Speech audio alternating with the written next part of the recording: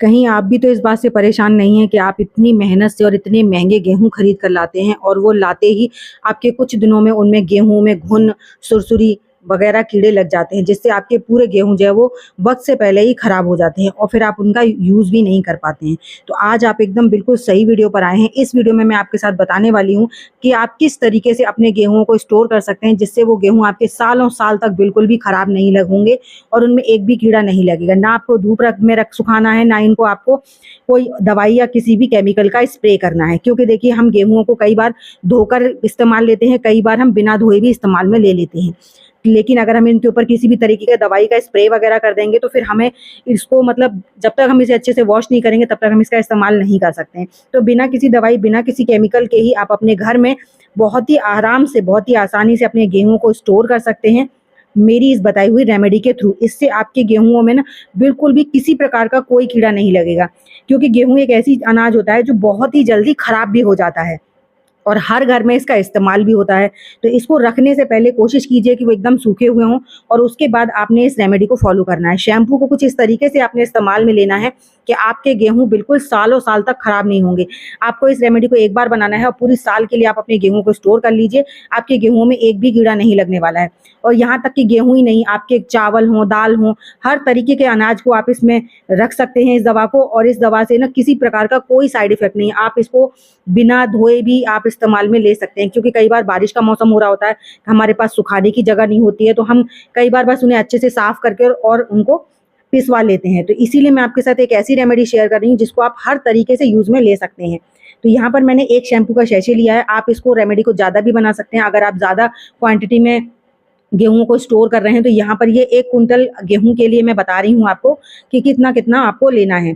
उसके बाद आपको 2 कम से कम 2 बड़े चम्मच तीखी वाली लाल मिर्च लेनी है, एक शैम्पू के सैशे में। अब यहाँ पर मैंने लिया है फिटकरी का पाउडर, जो एलम होती है ना, उसको बारीक से पीस लेना है और उसका 1 चम्मच भर के यहाँ पर पाउडर लेना है। इस पाउडर को ल डालने के बाद में आपको इन तीनों चीज़ों को करना है मिक्स। यहाँ पर ध्यान रखिएगा, हम पानी का इस्तेमाल बिल्कुल नहीं करेंगे। जिस बर्तन में आप बना रहे हैं, जिस चम्मच से आप मिक्स कर रहे हैं, उसमें भी पानी का कण बिल्कुल नहीं होना चाहिए। बिल्कुल भी पानी इसको टच भी नहीं करना है। तो यहाँ पर इन तीनों चीज़ों को मिक्स कर लेना है। मिक्स करके इसको हम साइड में रखते हैं और अब हम इसमें दूसरी चीज़ की प्रिपरेशन करते हैं। तो यहाँ पर मैंने आप कोई भी आप बर्तन भी ले सकते हैं या फिर पॉलीथिन भी ले सकते हैं। मैंने यहाँ पर इमामदस्ता लिया है और इसमें हम डालेंगे फ्रेश नीम की पत्तियाँ। नीम की पत्तियाँ जो होती हैं ना, वो हमारे जो अनाज होता है उससे कीड़े-मकोड़ों को दूर रखती हैं। लेकिन अगर आप इसे इसी तरीके से रख देंगे ना, तो कई बार ये सूख जाती हैं जब, फिर ये इनका कोई काम नहीं रहता है। तो इस तरह से ना आप जब मेरी बताई हुए तरीके से रखेंगे तो इसको बहुत ही आसानी से आप अपने गेहूँ, चावल, दाल सबको स्टोर भी कर पाएँगे और ये जो पत्तियाँ हैं ना, ये बहुत लंबे समय तक फ्रेश भी रहेंगी। तो बस इनको कूट लेना है आपने और इनका पेस्ट जैसा बना लेना है। बनाना मेहनत ज़रूर लगेगी, लेकिन पानी नहीं डालना है। बिना पानी के ही आपने इसको कूटना है। अगर आपने पानी डाल दिया तो रेमेडी ख़राब हो जाएगी। तो इसको अच्छे से कूट लीजिए, जो नीम की पत्तियाँ हैं, और उसके बाद में इन नीम की पत्तियों को भी इसी जो हमने मिक्सचर तैयार किया था फिटकरी मिर्च का और शैम्पू का, उसी में डाल देना है। तो जब तक मैं इसे डालकर मिक्स कर तैयार कर रही हूँ, तब तक आप प्लीज़ मुझे कमेंट कर ज़रूर बताइएगा कि आप मेरी वीडियो किस गाँव या किस शहर से देख रहे हैं, ताकि मैं आपको थैंक्स कर सकूँ। साथ ही साथ ये भी बताइएगा कि क्या आप अपने गेहूँ में कोई ज़हरीली दवाई रखते हैं? देखिए मार्केट में बहुत सारी दवाइयाँ मिलती हैं, लेकिन वो कई बार ना घातक भी साबित होती हैं, और इसलिए होम रेमेडीज़ जो होती है ना, इनसे 110% आपके गेहूँ, दाल, चावल बिल्कुल ख़राब नहीं होंगे और इनका कोई भी साइड इफ़ेक्ट नहीं होता है। और हम इसको रखते इस तरीके से हैं कि इसका कोई नुकसान होता ही नहीं है, क्योंकि इसमें सबसे ज़्यादा मैटर करता है हम इसे रख कैसे रहे हैं चीज़ों को, क्योंकि रखना बहुत ज़्यादा मायने रखता है। अब यहाँ पर आपको लेना है माचिस की तीली, कम से कम 10 से 15। माचिस की तीलियों के ऊपर जो काला मसाला होता है, वो मसाला आपने इसमें छुड़ाकर डाल लेना है। आप अगर गेहूँ बहुत लंबे समय तक रखना चाहते हैं, बहुत ज़्यादा लंबे समय तक, तो माचिस तो आप उसमें पूरे जितने, अगर जैसे अगर आपके 2 कुंटल गेहूँ हैं, तो उसमें कम से कम 4-6 माचिस की तीलियाँ लीजिए और उनको खुला ऐसे ही डाल दीजिए। इस रेमेडी के साथ-साथ सिंपल नहीं काम करेंगी, इस रेमेडी को भी फॉलो करना है और आपने अलग से तीलियाँ और डाल देनी है। इससे होगा ये कि आपका जो जिस भी चीज़ को आप स्टोर कर रहे हैं, वो और भी लंबे समय तक आपकी चीज़ खराब नहीं होगी। तो यहाँ पर देखिए 10 से 12 तीलियों का मैंने मसाला छुड़ा लिया है और इसको भी इसी के साथ हम मिक्स कर लेंगे। अब मिक्स करने के बाद में सबसे ज़्यादा मैटर करता है कि हम इस रेमेडी को रखें कैसे, किस तरीके से रखें कि ये हमारे दाल चावल में भी शैम्पू की महक ना जाए, गेहूँ में हमारे शैम्पू की महक ना जाए, और ये हमारी रेमेडी जो है ये वर्क भी उतना ही करे कि ये खराब ना हो। तो उसके लिए आप सबसे सिंपल तरीका, एक पॉलीथीन लीजिए और पॉलीथीन को जैसे मैं कट कर रही हूँ सेम आप उस तरीके से पॉलीथीन को कट करिए।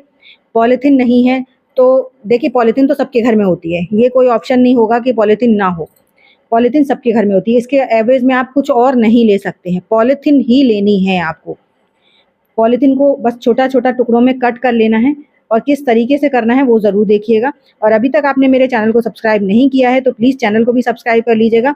साथ ही साथ मुझे कमेंट ज़रूर कीजिएगा कि आप अपने गेहूँ को किस तरीके से स्टोर करते हैं। अगर आपके पास भी कोई देसी तरीका है तो आप मुझे ज़रूर शेयर कीजिएगा। मैं आपकी रेमेडी को भी वीडियो के थ्रू अपने व्यूवर्स के साथ शेयर करूँगी, क्योंकि देखिए हम होम रेमेडीज़ ट्राई करते हैं और ये रेमेडीज़ ना वर्क 110% करती हैं, और इनका सबसे अच्छी बात ये होती है कोई साइड इफ़ेक्ट नहीं होता है।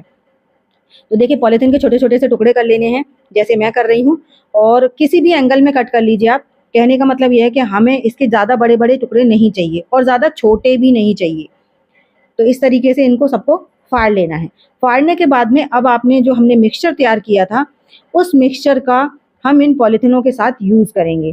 थोड़ा-थोड़ा सा मिक्सचर लेंगे हम, बहुत थोड़ा-थोड़ा सा, जैसे एक गोली का साइज़ होता है उतना, और इन पॉलीथिनों के साथ इन्हें पैक कर देंगे इस तरीके से। इस तरीके से सारी दवा की हम कम से कम 7-8 पोटली बनाकर तैयार कर लेंगे। ये 1 कुंटल गेहूँ के लिए बता रही हूँ मैं। अगर आप ज़्यादा स्टोर कर रहे हैं तो आपको ये चीज़ें ज़्यादा लेनी है, ज़्यादा बनानी है और ज़्यादा पैकेट्स बनाने हैं।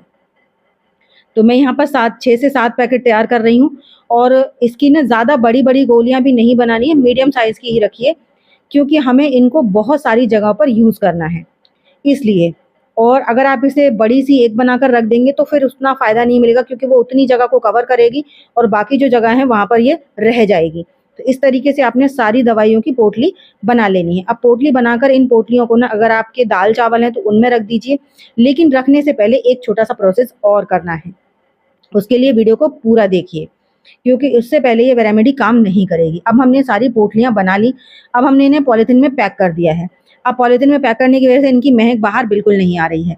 तो आपने किसी भी पिन की मदद से या किसी भी सुई की मदद से इनमें बारीक-बारीक से होल कर लेने हैं, बारीक-बारीक से होल करने हैं खूब सारे, ठीक है? जिससे इसकी गंध जो है वो बाहर निकलना शुरू हो जाए। अब इन पोटलियों को आप अपने अनाज में खूब बढ़िया तरीके से रख दीजिए। 4 नीचे पैकेट डालिए, 4 बीच में डालिए, 4 ऊपर डालिए। उसके बाद ढक्कनदार चीज़ को ढककर इसमें बंद कर दीजिए, इससे आपके दाल, चावल, गेहूँ कुछ भी खराब नहीं होगा। आई होप मेरी आज की वीडियो आपको अच्छी लगी होगी। अच्छी लगी हो तो लाइक कीजिएगा, चैनल पर पहली बार आए तो सब्सक्राइब ज़रूर कीजिएगा। तो चलिए एक ऐसी नई सी अमेजिंग सी वीडियो के साथ मैं मिलूँगी आपको अपनी नेक्स्ट